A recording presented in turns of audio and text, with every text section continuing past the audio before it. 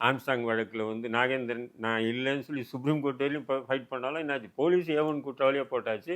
பொதுமக்கள் மத்தியில் என்ன ஆகுது, ஊடகங்கள் மத்தியில் என்ன ஆச்சு, ஆம்ஸ்டாங் கொலை குற்றவாளிக்கு ஏவன் அக்யூஸ்ட் வந்து நாகேந்திரன் தான். நாகேந்திரன். அப்படி அதே மாதிரி தான் வந்து அசுபதி பண்ணையார். அசுவதி பண்ணையார் கொலை வழக்கில் வந்து நான் இவரை போட்ட உடனே ஆ, இன்னும் தென் மாவட்டங்களில் வந்து என்ன ஆயிடுதுன்னு சொன்னால் தேவேந்திரக்குள்ள ப்ளஸ் நாடார்ஸ்குள்ளே வந்து ஒரு 2 பேருக்குள்ள ஒரு சமூக பதட்டத்தை அதிகமாகும். ஓகே. அதை தொடர்ந்து நடந்த கொலைகள் தான் பார்த்தீங்கன்னு சொன்னால் இது நீங்கள் பார்த்தீங்கன்னா நிறைய நடந்திருக்கும்.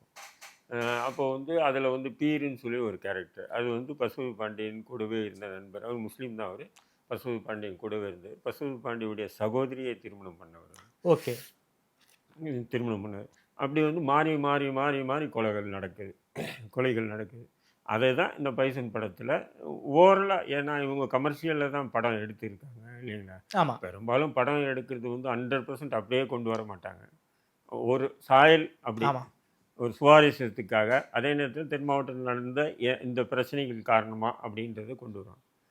இதில் முக்கியமாக வந்து பார்த்திங்கன்னா தென் மாவட்டங்களை பொறுத்தவரையிலையும் 90 வாக்கில் வந்து சாதிய கொலைகள் நிறைய நடந்தது. ஓகே.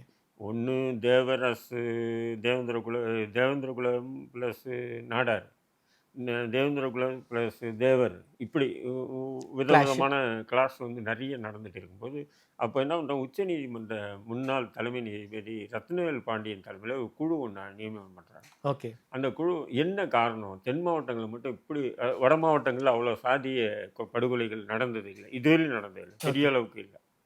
நீங்கள் வந்து வன்னியர் ப்ளஸ் தலித்து அப்படின்னு சொல்லி இருந்தாலும் பெரிய அளவுக்கு கொலைகள்லாம் நடந்ததில்லை. ஆனால் தென் மாவட்டங்கள் நடந்த மாதிரி. அதனால் வந்து அங்கே வந்து அவர் தலைமையில் ஒரு குழு போடுறாங்க. அந்த குழு வந்து என்ன பண்ணுறாங்க, குறிப்பாக வந்து படித்த இளைஞர்களுக்கு வேலை வாய்ப்பு இல்லாமல் இருக்காங்க அப்படின்போது, அப்போது வந்து அவர் என்ன சொல்கிறாருன்னா, ஒவ்வொரு ஆண்டும் தமிழக அரசு சார்பாக எடுக்கிற கல்வி, அதாவது காவல்துறை, தீயணைப்புத்துறை, இப்படி எல்லா துறைகள்லையுமே வந்து தென் மாவட்டத்துக்கு 70 விழுக்காடு தென் மாவட்டத்துக்கு கொடுக்கணும், மற்றது 30 விழுக்காடு தான் மற்ற மாவட்டங்களுக்கு கொடுக்கணும்னு சொல்லி ரத்னவேல் பாண்டியன் அன்னைக்கு அவர் அந்த விசாரணை குழு அறிக்கையை சமர்ப்பித்ததன் அடிப்படையில், இப்போ அதன் பிறகு தான் பாருங்கள் அரசு வேலைவாய்ப்பில் வந்து பார்த்திங்கன்னா தென் மாவட்டத்தை சேர்ந்தவங்க நிறைய பேர், போலீஸ்லாம் கூட நிறைய இருப்பாங்க. இப்போ நிறைய இருப்பாங்க.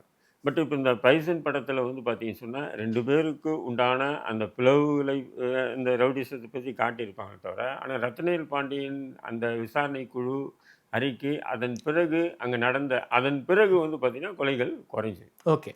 பெரிய அளவுக்கு இல்லை. முன்னாடி வந்து எக்கச்சக்கமாக நடந்தது.